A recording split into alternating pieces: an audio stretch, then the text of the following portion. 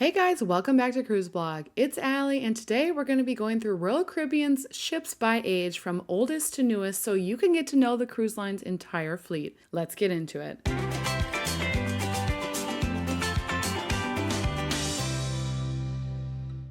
First, we'll start with Grandeur of the Seas from 1996. Part of Royal Caribbean's Vision class, Grandeur of the Seas is one of their smallest ships, measuring just 73,000 gross registered tons. She's also the cruise line's oldest ship at sea, which is a title she gained after Monarch of the Seas, which was Royal Caribbean's last Sovereign class ship, and Empress of the Seas were sold in 2020. Compared to newer ships, Grandeur of the Seas might appear to be pretty bare. She offers a no-frills cruising experience with limited onboard amenities that deliver the wow factor that the cruise line has come to be known for. On board, though, you will find an adults-only solarium with a retractable roof, rock wall, and a pool deck for all ages to enjoy.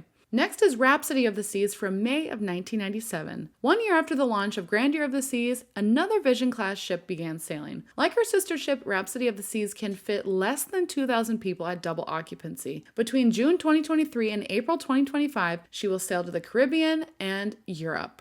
Next is Enchantment of the Seas from July 1997. Enchantment of the Seas is only a few months younger than Rhapsody of the Seas. She stands out in that she received a new mid-body section in 2005. This lengthened the ship by 73 feet and increased her gross registered tonnage to over 80,000. 151 new staterooms were added, as well as new venues and amenities. And for me, this is a special one. Enchantment of the Seas was my very first cruise back in 2005. Next up is Vision of the Seas in 1998. Vision of the Seas was the last ship in the Vision class to be constructed, and although referred to as a class, the 6 ships were actually built in pairs of 2 sister ships, meaning that Vision of the Seas is most similar to Rhapsody of the Seas, while Enchantment was originally built to mimic Grandeur. The remaining 2 ships, Legend and Splendor of the Seas, have since been sold. Next is Voyager of the Seas in 1999. Voyager of the Seas is the first ship in the cruise line's Voyager class and held the title for largest cruise ship in the world for 1 year, until she was surpassed by sister ship Explorer of the Seas. The well-known Royal Promenade first debuted on Voyager of the Seas. Ever since, the Royal Promenade has been incorporated into every new build in some capacity. Additionally, she was the first ship to ever feature an ice skating rink and rock climbing wall at sea. Up next is Explorer of the Seas in 2000. The second Voyager-class ship was Explorer of the Seas, which exceeded Voyager of the Seas' gross tonnage by only 32 gross registered tons when she set sail. Up next is Radiance of the Seas in April of 2001. In 2001, Royal Caribbean launched a brand new class of ship, the Radiance class. Radiance of the Seas cost around $338 million to build, and at 90,090 gross registered tons, has a gross tonnage significantly less than her Voyager counterparts. Through 2025, she will be making voyages to Alaska, the Bahamas, the Caribbean, Pacific Northwest, and the Panama Canal. Next was Adventure of the Seas, built in November 2001. When constructed, Adventure of the Seas lacked some fan favorites, such as the Cyclone and Typhoon dual racer water slides. She also lacked the Flowrider Surf Simulator, Splashaway Bay, Izumi, Chops Grill, and Boleros. Thankfully, these were all added during a $61 million refit in 2016. She was the 5th ship in Royal Caribbean's fleet to undergo revitalization efforts. Up next was Brilliance of the Seas in July 2002. The second Radiance-class ship to be built, Brilliance of the Seas set sail on her maiden voyage on July 15, 2002. When launched, she was the first cruise ship in the world to feature self-leveling pool tables. Also, Brilliance of the Seas is really special to me because it's the ship my husband and I were cruising on when he proposed. Up next is Navigator of the Seas, which debuted in December of 2002. Navigator of the Seas was the first Voyager-class ship to feature wider balconies with glass windows. Today, she is one of 2 ships in the fleet to have the Bamboo Room, which is a tiki-inspired cocktail bar. Likewise, she received the cruise line's resort-style pool deck during her $115 million dry dock in 2019. Next was Serenade of the Seas in August of 2003. Royal Caribbean's first ever world cruise will be onboard Serenade of the Seas, which is a 90,090 gross tonnage vessel that was launched in 2003. Over the course of 274 nights, Serenade will set sail to more than 150 destinations in 65 countries and visit 11 great wonders of the world, including the Great Wall of China, Petra in Jordan, the Taj Mahal, and the Great Barrier Reef. Up next was Mariner of the Seas in November 2003. The last Voyager-class ship was launched in 2003, meaning that all ships in this class are nearly 20 years old. Over the years, though, they have been refit to keep them updated. In 2018, Mariner of the Seas received a $120 million amplification. Currently, Mariner sails out of Port Canaveral in Florida. However, she will be repositioning to Galveston, Texas in April of 2024, where she will be making 4, 5, and 7-day round-trip sailings to the Western Caribbean.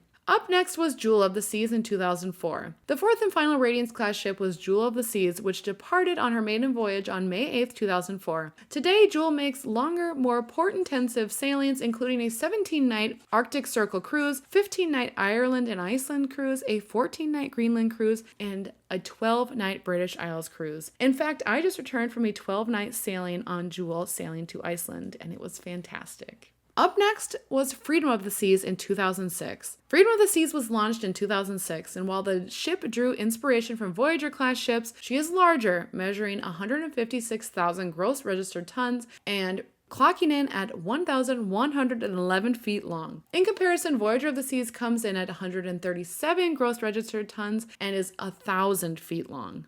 Upon her completion, she became the largest cruise ship ever built, and Royal Caribbean ships have held the title ever since this year. Up next was Liberty of the Seas in 2007. Every Freedom-class ship offers something a little bit unique that cannot be found on another. Freedom, for instance, has the resort-style pool deck, while Liberty of the Seas has the tidal wave, the only boomerang-style water slide in the fleet. Unfortunately, Liberty of the Seas did not get her dry dock upgrades as originally scheduled in 2020. She did, however, receive some enhancements in 2016 that added a collection of water slides, including the first ever boomerang-style slide at sea, the tidal wave, and a splashaway bay.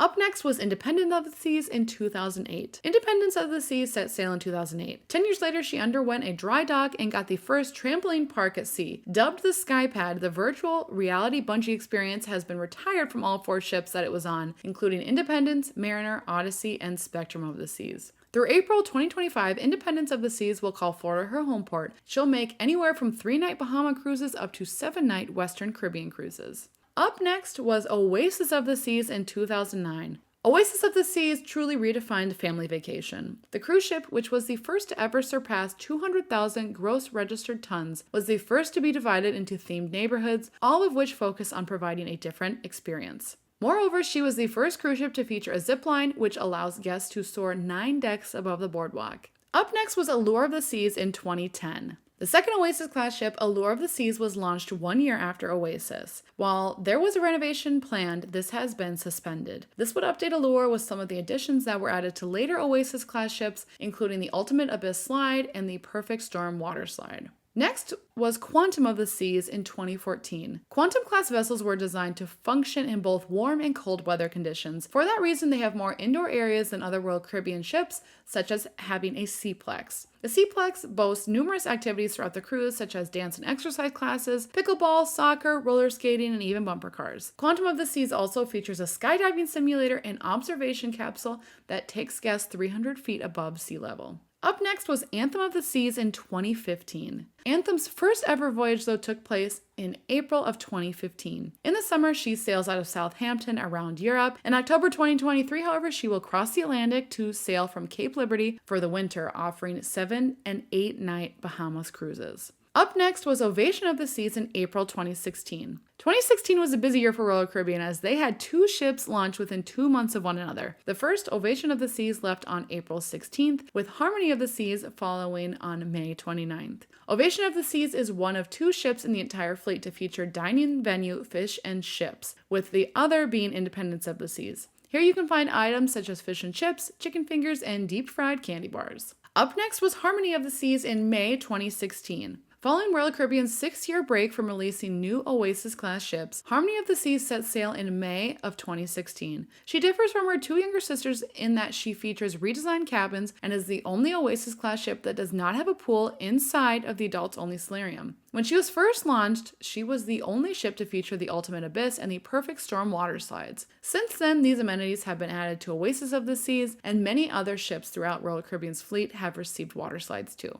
Next was Symphony of the Seas in 2018. Symphony of the Seas held the record as the world's largest cruise ship for just about 4 years until Wonder of the Seas set sail in 2022. Compared to Harmony of the Seas, Symphony has a higher gross registered tonnage, measuring 228,000 versus Harmony's 226,000. During the winter months of 2023 and 2024, she can be found sailing out of Florida. In the summer of 2024, however, she'll be relocated to Cape Liberty, New Jersey, where she will make 7, 8, and 9-night Eastern Caribbean itineraries. Next was Spectrum of the Seas in 2019. Spectrum of the Seas is Royal Caribbean's first Quantum Ultra class ship, which are similar to the regular Quantum class ships. For that reason, they should be thought of as a subclass rather than an entirely different class. Moreover, Spectrum of the Seas was designed for an Asian cruising market. It, for instance, is the only ship in the fleet to have Lean and Bean, a coffee and tea spot that's located in the Royal Esplanade. I sailed on board Spectrum of the Seas in 2019, right after it debuted, and I can attest that it is unlike any Royal Caribbean cruise that I've ever been on. But we had a fantastic sailing from China to Japan, and I'd highly recommend for anyone looking to cruise with Royal Caribbean in Asia. Up next was Odyssey of the Seas in 2021. Like Spectrum of the Seas, Odyssey of the Seas is not identical to other Quantum class ships. On board, guests will find that the main dining room is unified as opposed to separate dining rooms on other ships. Moreover, there is a teppanyaki restaurant in addition to just sushi. Also, Odyssey of the Seas can hold close to 5,500 guests, while Ovation of the Seas' maximum capacity is 4,900 passengers. Up next was Wonder of the Seas in 2022. Currently the world's largest cruise ship at the time of this recording, Wonder of the Seas is the 5th Oasis class ship. She's unlike any of the others in that she only has one flow rider. In place of the other one, guests will find Wonder Playscape, an underwater themed playground that has slides, climbing walls, games, and puzzles for kids. Next, and soon to be released, is Icon of the Seas in January of 2024. Icon of the Seas is slated to become the world's largest cruise ship in January of 2024. When she launches, she'll be Royal Caribbean's first new class of ship to hit the high seas since 2014. She will measure 250,000 gross tons, making her 6% bigger than Wonder of the Seas. The ship has been designed with families in mind. Not only will there be the largest water park at sea on board, but there will be a brand new family-focused neighborhood called Surfside. Adults will even get upgraded escape with Cloud 17. And finally, Utopia of the Seas, which is slotted to release in July of 2024. The 6th Oasis class ship is set to embark on her maiden voyage in July of 2024. Utopia of the Seas is set to be the ultimate weekend trip, offering 3- and 4-night cruises from Port Canaveral to Nassau and Perfect Day at Coco Cay. She'll be most similar to Wonder of the Seas, however. Utopia will also offer unique experiences that cannot be found on other Oasis-class ships, such as the first ever immersive train car dining experience and the Pesky Parrot Bar. Likewise, Utopia will be the only Oasis-class ship with Izumi in Central Park, allowing guests to enjoy their favorite rolls al fresco. In general, though, Utopia of the Seas will be very similar to Wonder of the Seas and other Oasis-class ships. Alright everybody, those are all of the vessels right now sailing for Royal Caribbean. We know Royal Caribbean is a well-loved cruise line and it's one of the most popular cruise lines in the world. Comment below which of these are your favorite ships to sail on. For me personally, I love the Quantum class ships. I feel like they're the perfect size and they have the perfect amount of amenities with interesting itineraries as well. Thanks for tuning in today, everybody, and be sure to like and subscribe to Cruise Blog so you can be notified every time we have a new video. Until next time, happy cruising!